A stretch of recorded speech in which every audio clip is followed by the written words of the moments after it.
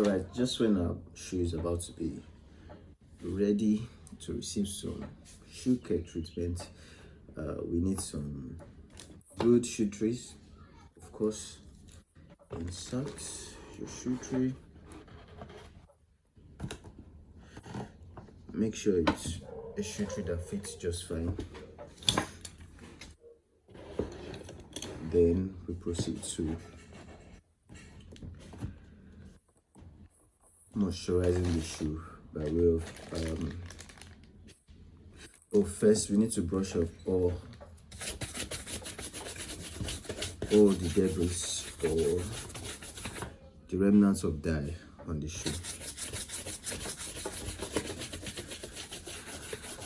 And you want to make sure you're not using a brush that's too hard, so you don't risk removing or pulling off the dye, something that's this soft. If you can afford an austere brush, then that is very good.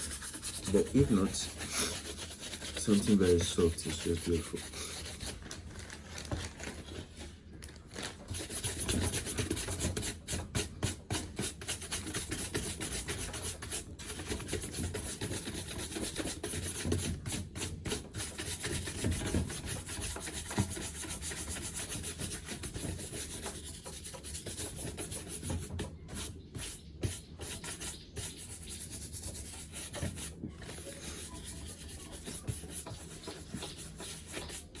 Yeah, so we are going to be applying some shoe cream on our shoe. So from our list here of collections, we are going to be using a transparent shoe cream. Yeah, a transparent shoe cream. Let's see. And we are going to be applying with our finger, of course. Or if you have a glove, you can also use your glove.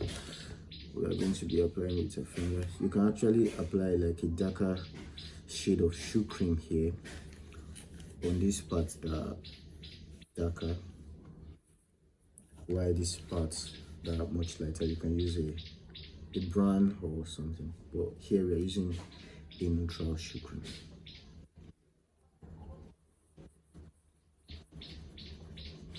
The shoe cream is not expected to pull off any dye from the shoe.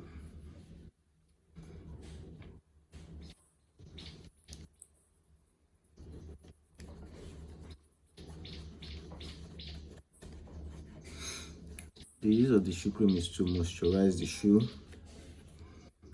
because whenever you use dye on the shoe, it tends to dry up the leather really quick. So a good shoe cream should moisturize the shoe to some extent, of course.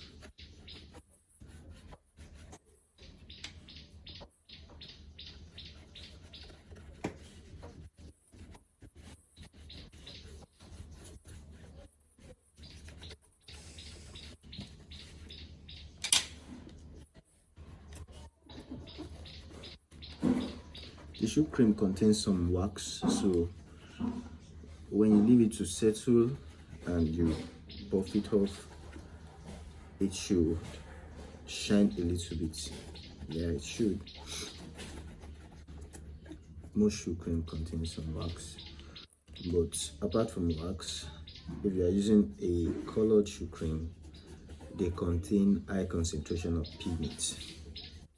So you might want to consider using a darker shoe cream on the darkened area.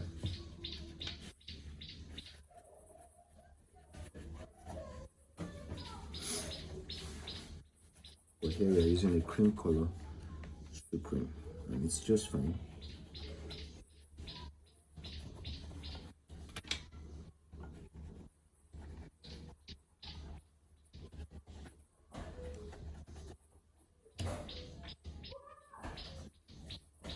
Okay, I have screaming neighbors here.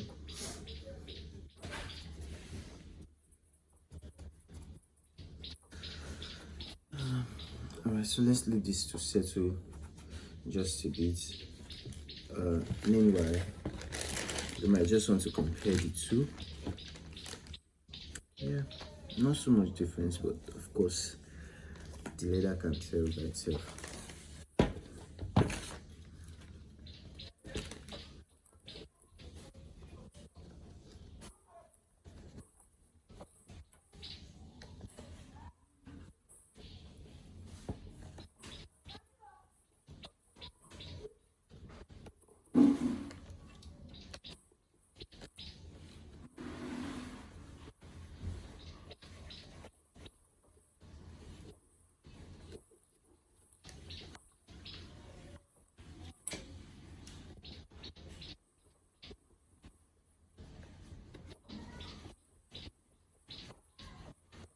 So after applying the shoe cream, you want to allow it to stay for just a while, then you buff, you brush it off.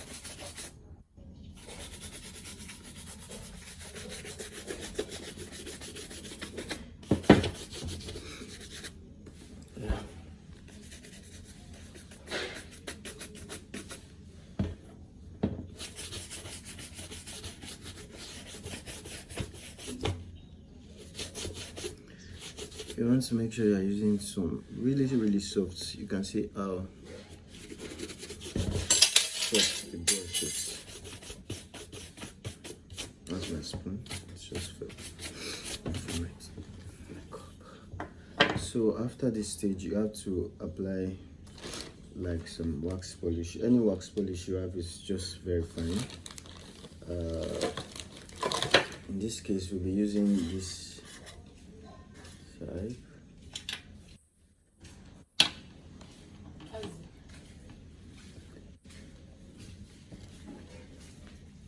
You'll be using this side of wax polish.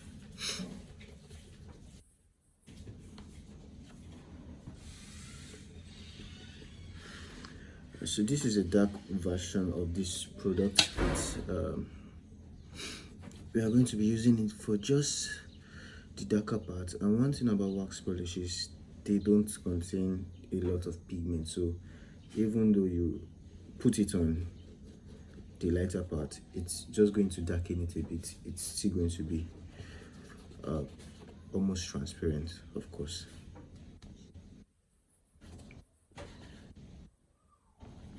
So if you don't have the neutral wax polish or maybe a brown wax polish, you can still go ahead and use this one, but you want to make sure you're using it in smaller quantity. You don't want to eventually darken the entire shoe.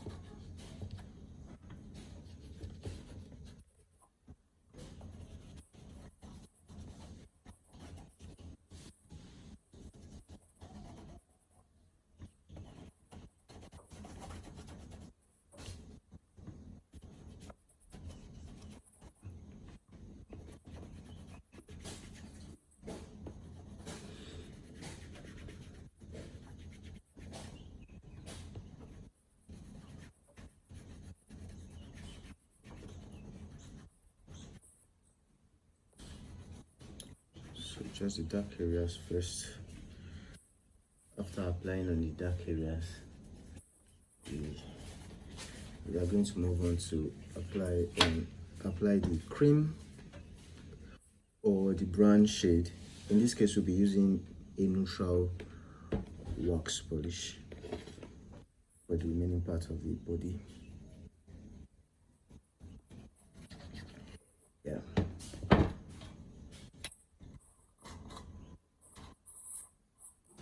You want to make sure to quickly close your wax polish as soon as possible. So this is a cream color wax polish. You can actually use it all around. In fact, yes, on the dark part also it will do just fine, but for the darker part I literally wanted like some more pigments right there, just to enhance what the dye has done. But if you apply it all over, you are still very good. So whenever you are getting like you are getting some shoe care kits and you can't afford to buy many colors, just do well to buy like the transparent color, the neutral color, and it will do just fine for any color shade. But if you want some darkening effects and you can afford it, then just go for black, go for burgundy, for mahogany,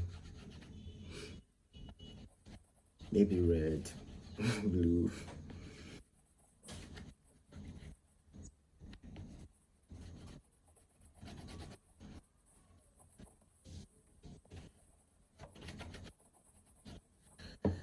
One thing about wax polish is you don't want to apply too much on certain areas of the shoe, except you want to like get a mirror shine. Yeah, once again, the mirror shine is not very good on every part of the shoe. If you are not in the military, it's literally no need. If you have a mirror shine around this region, by the time you start walking, you'll be sure that it will crack off and it will leave like an ugly seam there. So a few coats of wax polish is fine around here, but if you want to have some intense shine, or a mirror shine so to speak, you want to apply on hard parts like this region, maybe this region, then the counter.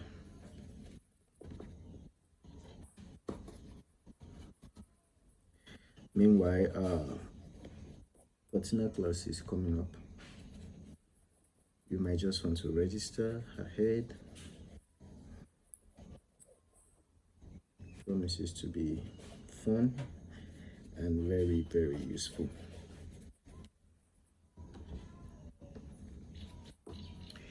Yeah, so for the other shoe, I've applied this for a while now, so I'm going to just brush it up with the same brush. And meanwhile, we are not working on the tongue in this video, because to work on the tongue we need to pull out the shoe tray, and for the fact that the tongue is not really very visible,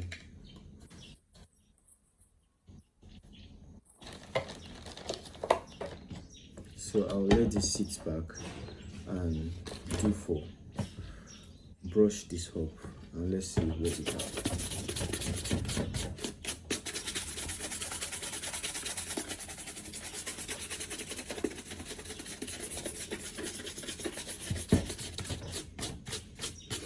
You can see how the shine is coming up gradually.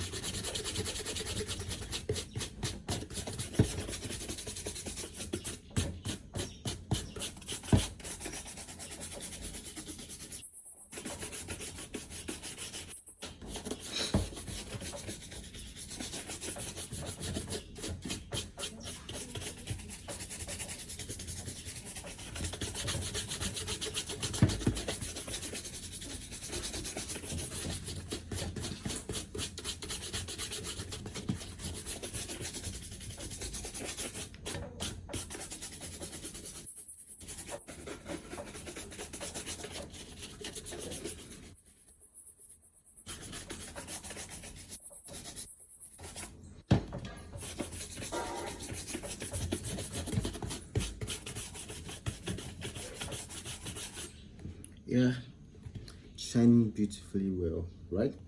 Yeah, of course. So it is from this stage you, so this is what it looks like before brushing it off. Then this is the product, I mean the end result after brushing. I hope you can see it. Anyways, it shines a lot better if you leave the wax polish to settle out, and if you come closer to see, there are some wax deposits on the thread, but as soon as you brush it up, it's going to distribute evenly, right? So we might want to proceed to obtain some mirror shine from this stage. For me, this shoe is shining just fine enough, and we can send it away, except if the owner, of course, requested for mirror shine on the shoe. All right, thank you, and have a blessed day already. It's Monday.